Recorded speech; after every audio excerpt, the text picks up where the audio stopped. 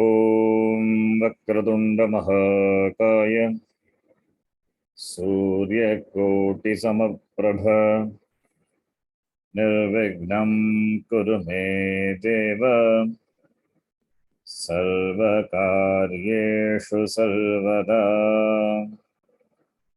सरस्वती नमस्तुभ्यं वरदे कामरूपिणी विद्यारम्भं करिष्यामि सिद्धिर्भवतु मे सदा।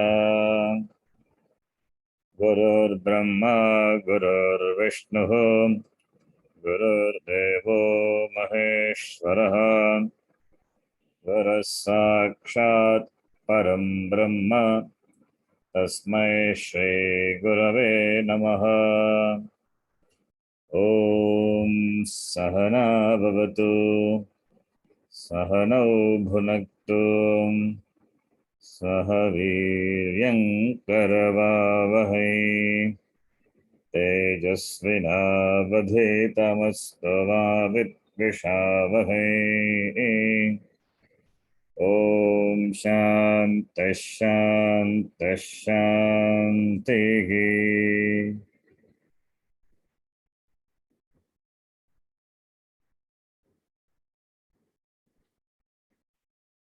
We are reading from the Bhagavad Gita Home Study course,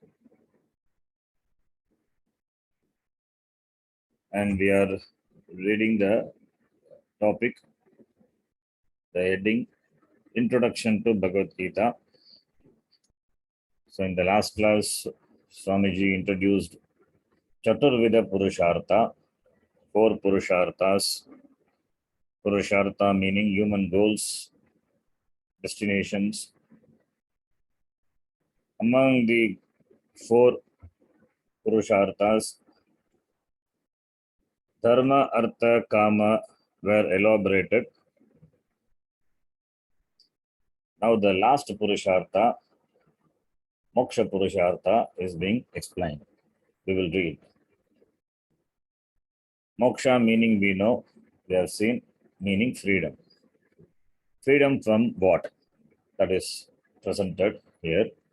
Freedom is freedom from seeking. Beautiful way to define what freedom is. Freedom from being a seeker. Freedom from seeking. Freedom from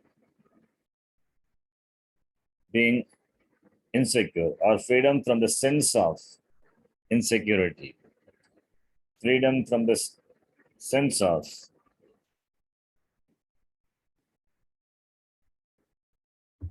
not being happy. So that is what freedom is. With my limited powers and limited knowledge, I find that I can never measure up to the demands of gaining the securities and pleasures that I seek. Since as a jiva, we enjoy only limited powers.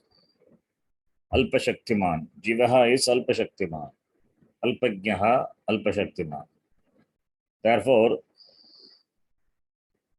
there is always a struggle in gaining the Artha Kama, what we want, what we seek. That is why the life seems to be a problem. Only when you reach 39 or 40, when you undergo what is sometimes referred to as the midlife crisis, do you begin to understand this. Even though you may think your marriage or your job is your crisis, actually you are the crisis. Your crisis has nothing to do with marriage or any of the other situations in life. Your tendency, however, is to find a scapegoat for every problem you have, and the immediate scapegoat available is often your partner in life. This Swamiji says in a very light mood. We always tend to find a scapegoat for every problem we face. Not ready to accept the problem. The problem is you, and therefore the solution also lies with you. Not acknowledging that, we always pass the buck on the other person. And often that person is your partner, life partner. When we look into our various pursuits, artha, kama, and dharma, we find that what we really seek is none of this. We seek only freedom from being a seeker. Everyone is a seeker pursuing artha and kama, mainly, and to some extent, dharma. But ultimately, everyone is seeking only moksha, because in every purushartha, artha, kama, dharma, that seeking is involved, and seeking is freedom from being a seeker, freedom from seeking, freedom from being a seeker. Since everyone is a seeker pursuing artha and kama, and as well as dharma, everyone is a seeker. And what is moksha is? Moksha is freedom from being a seeker. So, therefore, ultimately everyone is seeking only moksha. Moksha is freedom from being a seeker. So, artha as a purushartha, what we seek is not really for the artha's sake. It is for being free, getting freedom from being the seeker of artha, seeker of kama, similarly seeker of dharma, freedom from. Therefore, moksha is what everyone really seeks. And then through all the purusharthas, what we really seek is moksha, freedom. Nobody is happy pursuing artha or kama, because any pursuit involves pain, involves effort, and therefore pain. And the result of the pursuit, we don't know, depends on so many factors. Therefore, it is not going to be a happy pursuit, pursuing artha and kama. So, since the pursuance of artha and kama involves or implies that the person has to be a seeker, moksha is freedom from being a seeker. That is what ultimately everybody is seeking, wants. Not knowing that people pursue artha, kama, and dharma purushartha. Therefore, moksha alone is a real end. In other words, freedom from being insecure is what we seek when we seek security. So it is not really what that artha you seek. What you really seek is freedom from being insecure. Thinking that if you have enough artha, enough securities, you will be secure. But we don't. But what is really we need is freedom. Freedom from being insecure. Therefore, we are after securities. If securities are there, if I am secure, then I will not be going after artha. Since there is a sense of insecurities, therefore I seek security. Therefore, what I really want is freedom, freedom from being insecure. Am I really insecure? That's a big question that one has to ask this question and inquire. Am I really insecure? Am I really displeased with myself?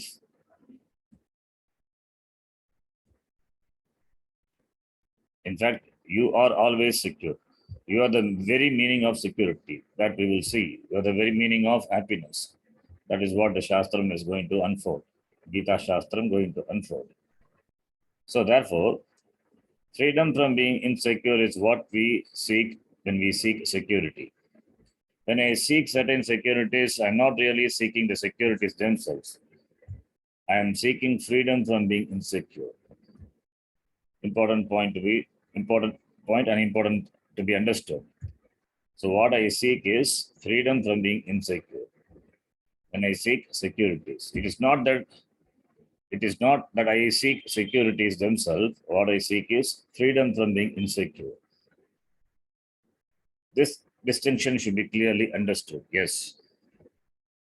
The shift in emphasis that this distinction represents is what we call learning. It's called knowledge, learning. Seeking security is very natural. For an uninformed person who doesn't think about or understand his or her own ideas and urges, security is a particular thing and is always taken to be outside oneself. That I am insecure is a totally accepted conclusion for such a person, a conclusion that is never doubted or questioned. Because for that person, the security lies outside of himself. So it is concluded, a strong conclusion is there, so that is never doubted. Therefore, therefore only the people they go after artha. Accepting this, the conclusion that security is outside. People seek security outside, pursue artha purushartha. Various philosophies have arisen from this insecurity. One person says, for instance, that money will not give you security, while another person says it will, but only here on earth, not later. Later, security, we are told, can only be gained by doing certain prescribed acts. Thus, we have varieties of religions and philosophies, all of which have been born out of accepting that I am insecure and that security is something outside of oneself. Even as a child, one's security depends on the constant availability of protection, love, and care of one's parents. On the other hand, once the child has grown up, the situation is reversed. Now, the parent's security depends on the attention of the child. Parents often feel neglected by their grown up children who are now occupied with their own lives. Once a child has grown up, security is no more in the parent, it lies elsewhere. There is a shift in the security. As a child, we are insecure, and the parents, we think the parents are secure, but parents are also not really secure. And the child grows up. When the child grows up and when the parents become old, the parents now depend on the child for their security. So, therefore, I am insecure. This is a conclusion. That I lack is a problem. I lack. I lack means I don't have. This I'm insecure. I'm not happy. I'm displeased with myself. That is what the lacking. But we don't arrive at that immediately. That lack in the sense of the possessions in the beginning, the sense of possessions or relationships that I lack, or the sense of some certain faculties I lack. Therefore, that becomes a problem. So one wants to have that, or one wants to fulfill that lack, and the whole life is spent in fulfilling the lack. So that there is a conclusion that I lack. As there is a conclusion, I'm insecure. Similarly, that I lack, that a conclusion is already been set up. That is the problem that is being presented here. As a child, I was insecure, and now also I'm insecure. There is a constant shift in what I take to be securities, which is considered to be a normal life for everyone. No one, however, deserves to have this problem. Security is not the problem. That I lack something is not the problem. The problem is that I lack.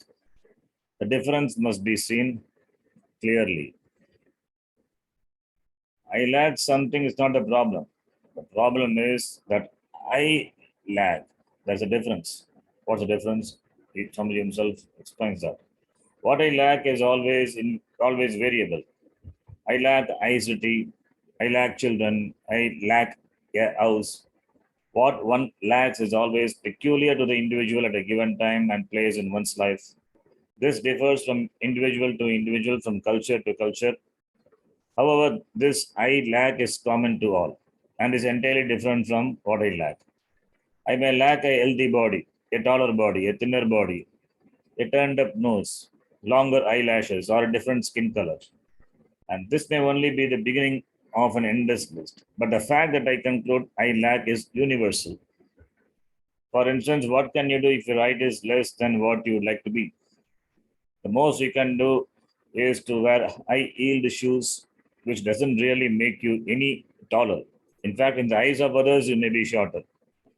It is only when you are being recruited for a basketball team that anyone else thinks about your height. Height is your complex. I don't think about your height until you get into high-heeled shoes and try to walk. Only then do I see your height because you have drawn my attention to it. And I immediately cut it down by a few inches. I may actually reduce it more than the actual height of your heels. You not only fall short of my expectation, but also you become shorter than what you really are. Thus, if you have a complex with reference to your height, you are stuck. If you wear a wire or something stretchable, your height could be increased, but no stretching is possible. Similarly, there are a lot of things that you are stuck with because the things you are not known and unknown are countless. And what you lack, you can never totally fulfill. The more you go after what you lack, the more you breed what you lack, because what you lack has a knack of multiplying itself. It is like going to the supermarket to pick up a few things you lack and coming home with a few more desires to be fulfilled when you get your following week's paycheck. This is why we say desire is like fire that leaves a black trail after itself. No matter how much you feed it, fire never says enough. Similarly, human beings can never say enough to securities and pleasures. Fire is called in Sanskritam analaha. Alamna vidyate yasya. Fire doesn't say enough. The more you give, the more it will ask for, the more it will consume. That is why it's called analaha. Alam means enough. Alamna vidyate. Doesn't have that doesn't say enough. Similarly, human beings can never say enough to securities and pleasures.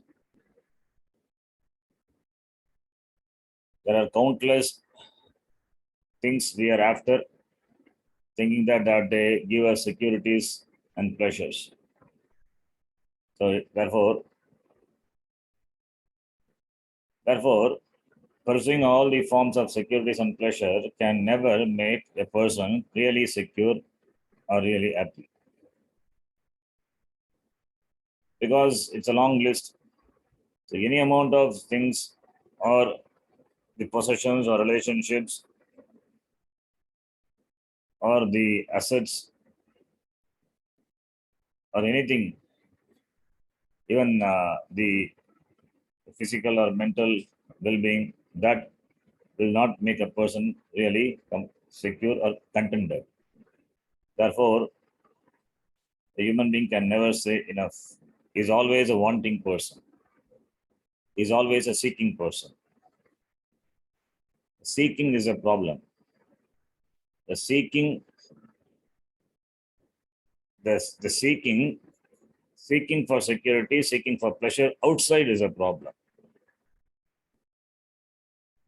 In fact, the very seeking is a problem because the person is already complete, is already purnaha, not knowing that, thinking oneself to be incomplete, thinking oneself to be insecure, thinking oneself to be unhappy or wanting happiness. They go after all this, the artha and kama pursuit, which are innumerable. So therefore only in the world we have got varieties of, there are various forms of securities and various forms of pleasures, and people are after that. So why? Because there is a sense of lack. I lack, I want to have, therefore I go after. And going after and getting that, I thinking that I may feel insecure. But after getting that, you don't stop. Still you have a sense of lack. You go after something else and thinking that that will give you security, that will give you pleasure.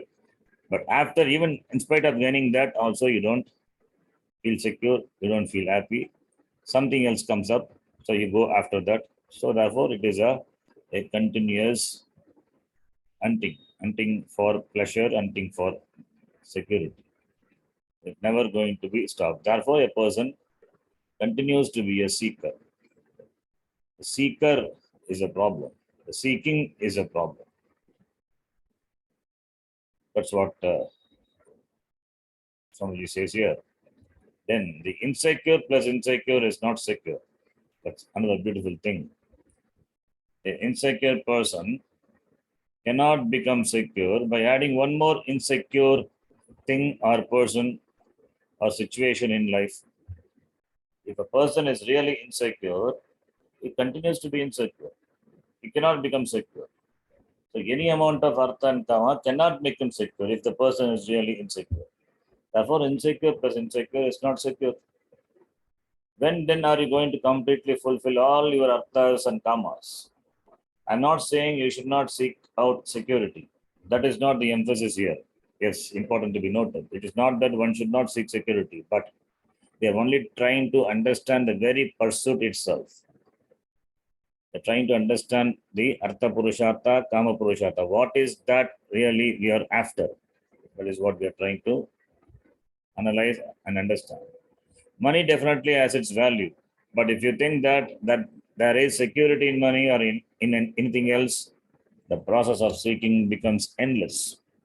The insecure me, the one who wants to be secure, doesn't really become secure by the addition of what I consider to be securities. No one can say I'm secure even with all the possible securities. That's true. Therefore, insecure plus insecure is not secure. As long as I require crutches, the sense of insecurity centered on me will remain with me. Crutches means support, props. As long my security depends on the availability of other things or persons or situations, the dependency is there, that the sense of security centered on me will continue to be there. Therefore, feeling insecure because I have crutches doesn't mean I'm secure. Here, somebody uses the word crutches in the very meaning itself. Feeling secure because I have crutches doesn't mean I am secure. I feel secure only because of the crutches, whereas the sense of insecurity centered on me remains. Suppose I am insecure, and what I think is secure is as insecure as I am. For example, if one secure person marries another insecure person, in order to be secure, the result is not security. All that results is a marriage between two insecure people. Can there be a greater hell anywhere? When two such people come together, it's a problem because insecurity plus insecurity do not make security, only double insecurity. So therefore, if I am really insecure,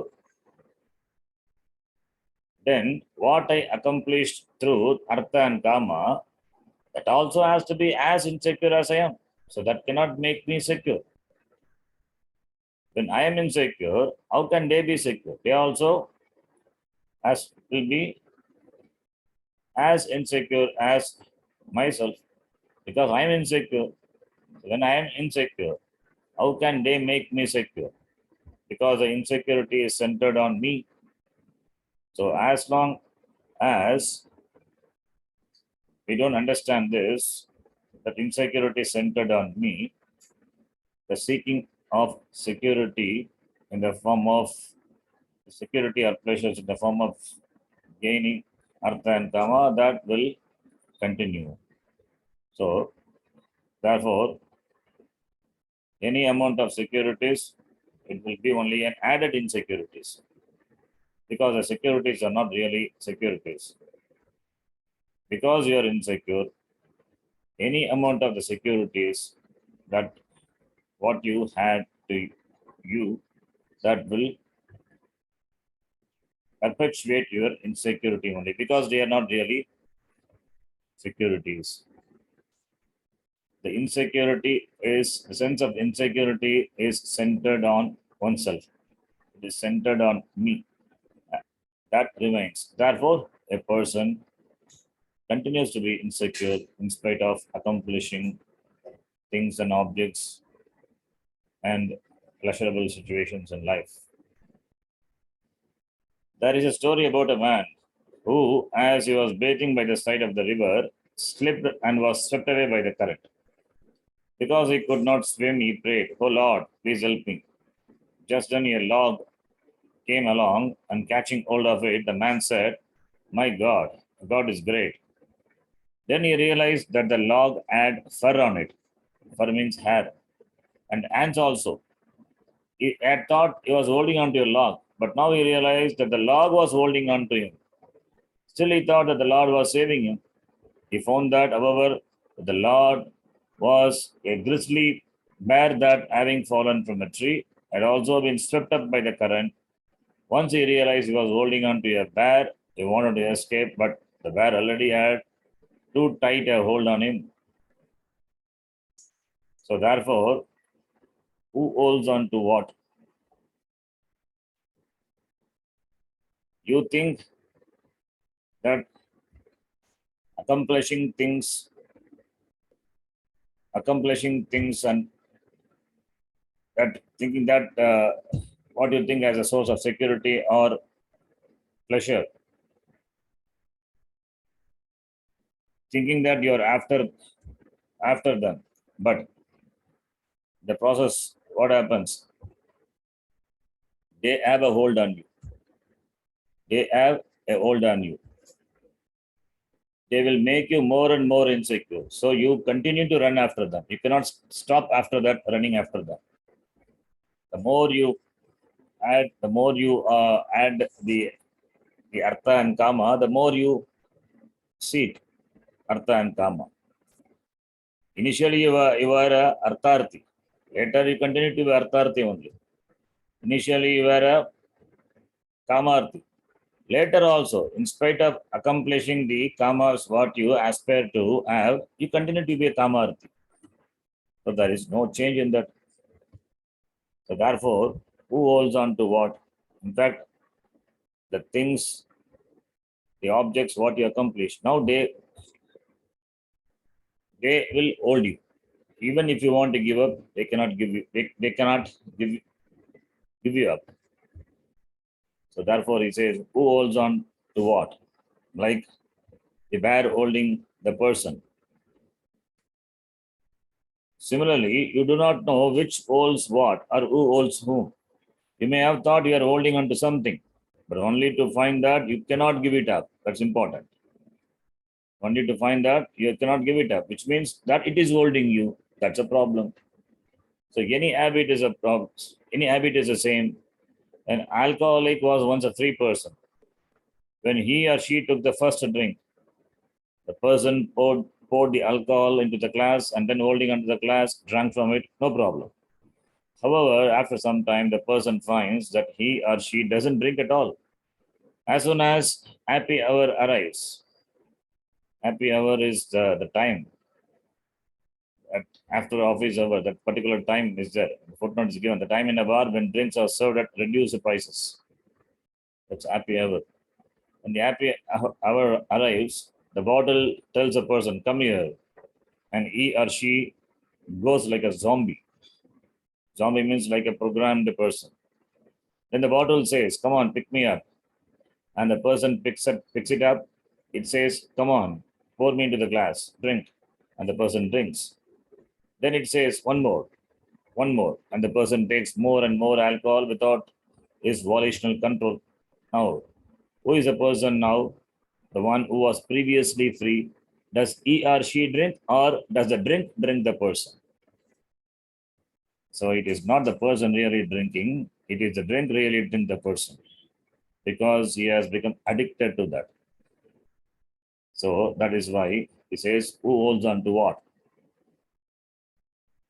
So in so many situations, no one knows who holds on to what.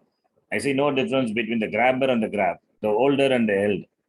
Even inert things like drinks, cards, or dice have the capacity to grab me, to say nothing of relationships, since people are equally insecure. Therefore, an insecure me plus anything in this world that happens to be within the framework of time is not going to make me secure. This we should understand well. We are not trying to develop a particular attitude here, just a simple appreciation of the facts. We are not trying to develop particular attitude means not to create a sense of dispassion or an aversion towards the objects or things, but making you understand and seeing the the pursuit as it is. That is why he says simple appreciation of the facts. The fact have to be seen that the things are the things will not really make you secure. The things cannot make you happy. So if you think what you pursue, what you accomplish will give you security, or what will accomplish will give you happiness, that is not going to be. So that is the understanding. That understanding should be there. Knowing that if a person pursues, it is fine. Because one has to survive, sustain in the world, for which he needs the basic things or even luxurious things, and that he has the freedom to accomplish. One can pursue artha and kama, no problem, knowing very well, clearly understanding, appreciating this. So therefore, not to develop a particular attitude. It means not to have an aversion or a dispassionate attitude towards accomplishing things.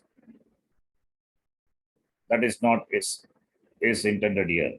That is not the teaching here. As long as your desires are in keeping with the dharma, you can go after things, accomplish.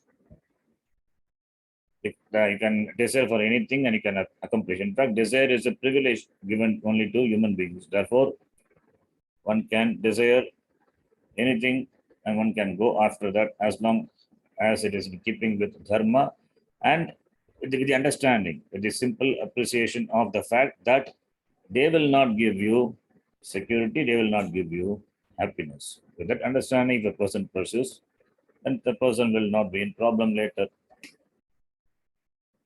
That is the message here. The facts of insecurity. That I am insecure is a fact, and that I seek security is also is a fact. Yes, I am insecure, it is a fact. Therefore, only I seek securities. That is also a fact. Now, that which I consider secure is not secure because it is also is finite. That too is a fact.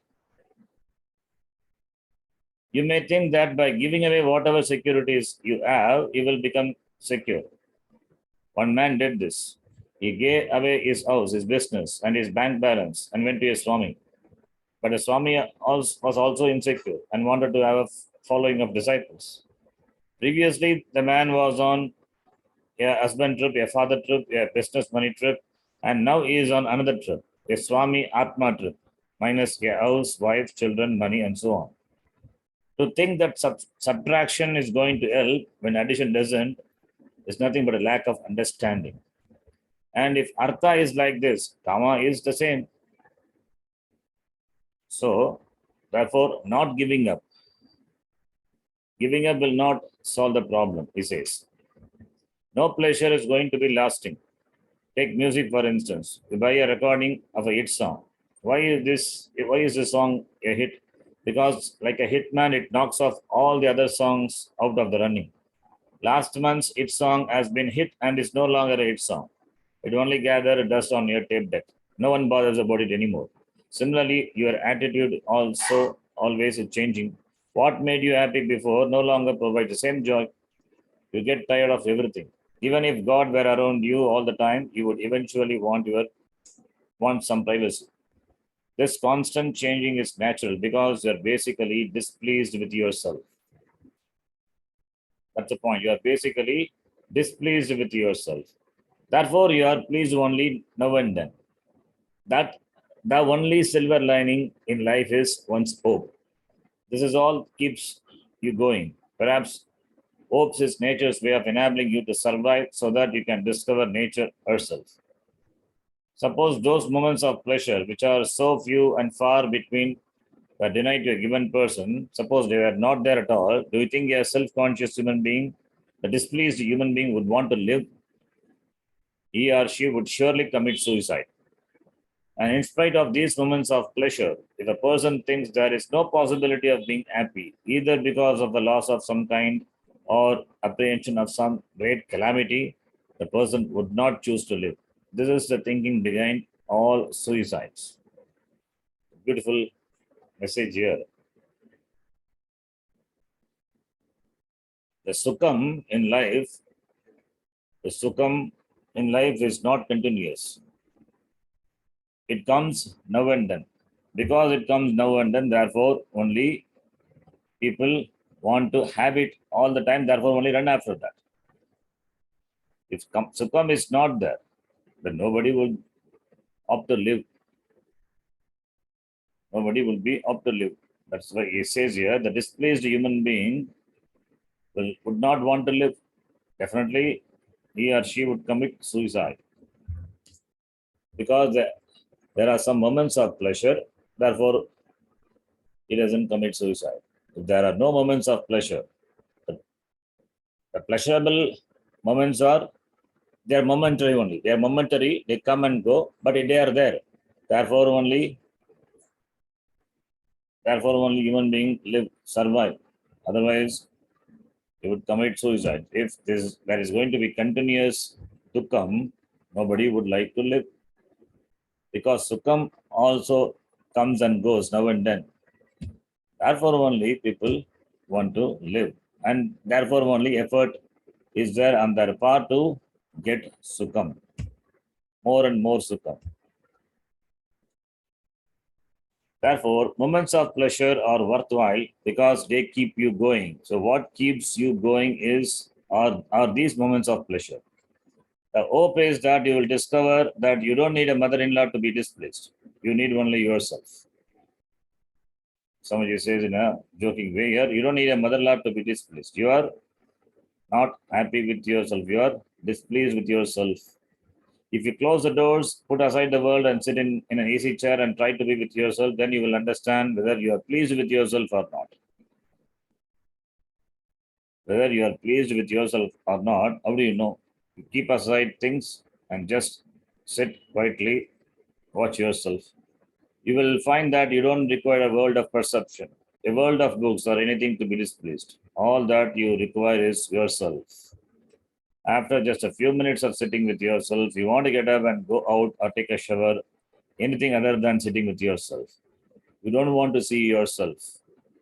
You're not prepared to see yourself as yourself.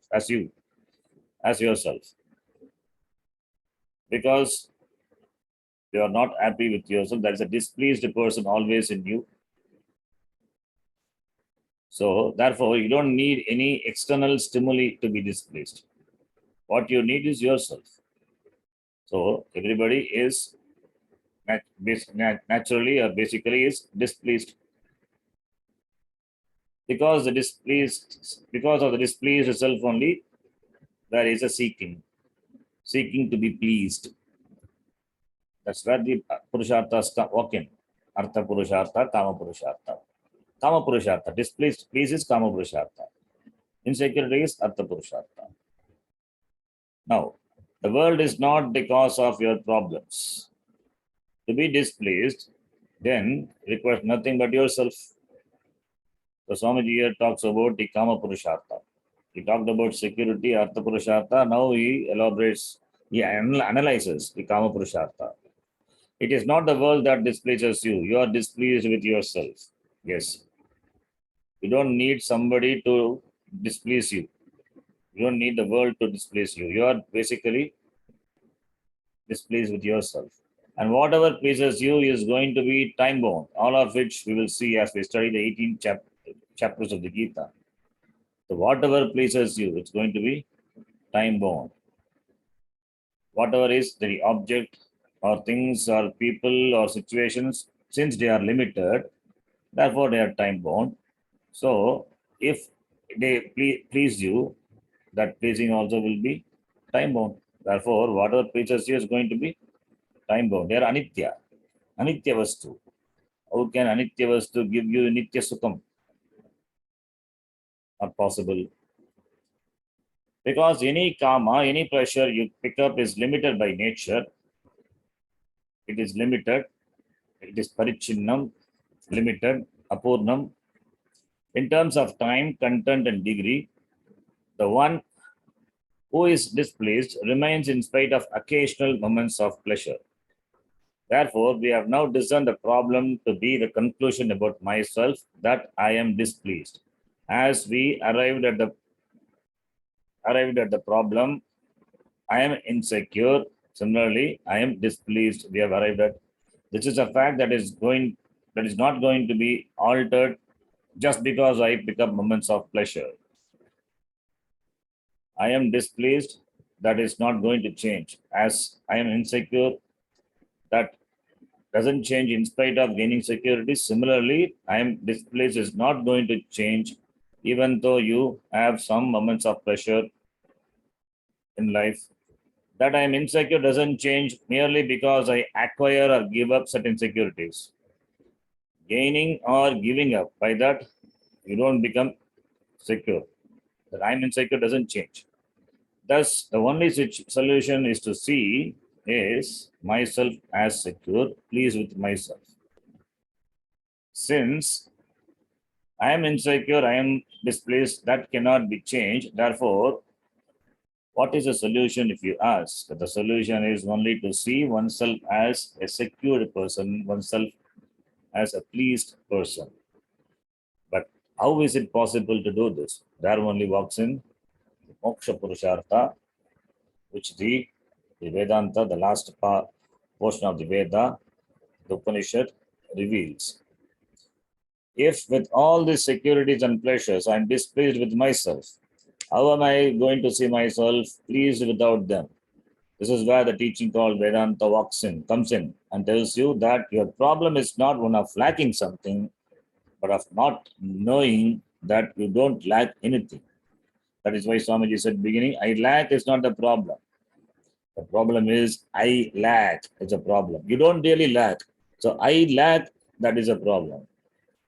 I lack something is not a problem, but I lack is a problem because I don't really lack anything. So that's what he says. Your problem is not one of lacking something, but of not knowing that you don't lack anything. It means you are complete. You are Purnaha. That is what the Vedanta says. So it converts all one's pursuit into a pursuit of knowledge. Because Ajnanam is involved, not knowing is involved. Therefore, knowing is required.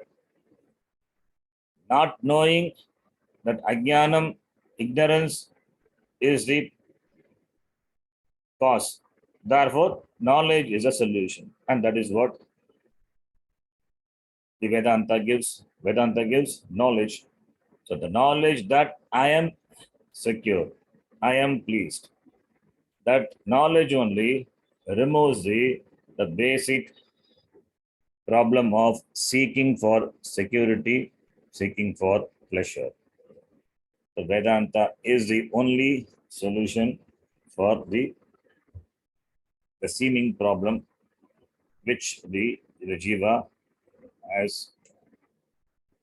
In the vision of Vedanta, there is no reason for you to be displeased with yourself because you are totally acceptable to yourself. Not in terms of attitude, but in reality. Yes. In reality, you are acceptable to yourself. If you are not acceptable to yourself, if you are not really acceptable to yourself, then nobody would be surviving. So, not acceptable to yourself, it's only in terms of this the attitude, but really you are acceptable to yourself. That is the reality. So it is not a belief, it is a fact. It is a discoverable fact. Where can you discover it? You can discover that in the Upanishads, in the form of teaching, in the form of knowledge. So you are totally acceptable to yourself. This is not something, yeah, a healthy attitude we need to cultivate. It is a reality. It is a truth. That is what the Upanishad reveals. Only something that can be discovered is a fact. And the discoverable fact here is that you lack nothing. You lack nothing means you are purnaha, you are complete. You don't lack any, you don't lack, you are not a lacking person. You may lack things, you may lack relationship. That is different. But that I lack is that you don't really lack anything. You're not a person having any lack. You are complete. What you lack, that money, etc., or relationships, they're all temporary. Even if you have, it is not going to make you complete. In spite of having money, still you are a lacking person. The person having 1 crore rupee, he will continue to feel lack comparing himself to the person who have 10 crores rupees or 100 crore money. So the lacking will continue. The lacking with regard to or with reference to the objects or the possessions, that will continue. But you don't really lack. You are not a lacking person. You are purnaha. That is the teaching. You are totally free. This is a vision of you. And this is the heart of Vedanta, the heart of this teaching. The problem that I lack is thereby converted into ignorance, the cause of which I do not know for the time being until I come to know the vision assumes the status of the promise. So that I lack is thereby converted into ignorance, ajnana. That I lack is converted into ajnanam. Therefore, only because of ajnanam, only avidya kama karma. Because of avidya, there is kama, the desire. Because of kama, there is karma. Because of karma, there is karma pala. And because of karma pala, again janma. Therefore, this is a cycle. That is what we call samsara chakra. So, therefore, when you have the vision, when you gain the knowledge and have the vision which the Shastra promises, then when the ajnanam goes away and understand, when there is a clarity about yourself, then the samsara goes away from you. That you will understand that I am secure by myself. I am pleased with myself. So being secure and being pleased, any amount of things what you have, neither can make you complete, neither can make you incomplete, because your nature is complete, your nature is secure, your nature is happiness. So external things cannot make any dent in your nature. So understanding your nature, that is the knowledge. The knowledge is the knowledge of yourself, the vision. That vision only is a solution. That is what given by the Vedanta. Therefore, Vedanta is the only solution for the basic problem. The basic problem is the self non-acceptance. I am not acceptable to myself. I am insecure, not acceptable. I am displeased with myself, not acceptable. So the problem of this not acceptance, self not acceptance. The problem of this self not acceptance is removed by the jnanam that I am secure. My nature is security and my nature is happiness. So that is the vision, that is the knowledge which the Vedanta gives. So until I come to know the vision, assumes the status of a promise. Promise means that Shastram, you need to have Shraddha. You need to have Shraddha in what the Shastram says. So until then, the vision, the form of the vision, what the Shastram reveals, that assumes a state of a promise. Shastram promises It's not a promise, it's a fact, in fact. It is not a promise. It is a fact. For you, it assumes a status of a promise. The vision of the Shastra assumes the status of a promise. Till you come to know. So therefore, where is the problem and what is the solution? You are the problem and you are the solution. There is no problem outside. External things really are not the source of problem. The problem is you, and therefore the solution is also you. So therefore, moksha is a solution for the problem of bondage, the problem of seeking, the problem of being a seeker. For that, the knowledge is that you are free. That knowledge is the solution. That is moksha, the freedom. The freedom is only known. The freedom is it's not some you. The freedom is not that you gain by achieving something, by accomplishing something, or giving up something. The freedom is only by knowledge. Because you are the problem, therefore, the solution is you. And that you are the problem when we say not knowing the real nature of you, that is a problem. And once you know the real nature of you, the problem is not that. Therefore, you are the problem, you are the solution. So, ignorance is a problem. Ignorance about yourself, your nature is a problem, and you are the solution means knowledge about you is a solution. So, the knowledge removes the ignorance. The knowledge of the reality of myself removes the ajnanam of myself, ajnanam with regard to myself, and therefore I become free. I continue to be free. Even before I was free, I continue to be free. That is what is moksha is, and that is what the Shastram, the vision of the Shastram is. So the next topic is you are the problem, you are the solution. Beautiful way of presenting the vision of the Shastram, the moksha. So moksha is what everyone really pursue in life, knowingly or unknowingly. So you know it and pursue. When you know and pursue, then you become a mumukshu. Not knowing, you pursue, then you become a kamarthi or arthati or dharmarthi. You are a prayorthi.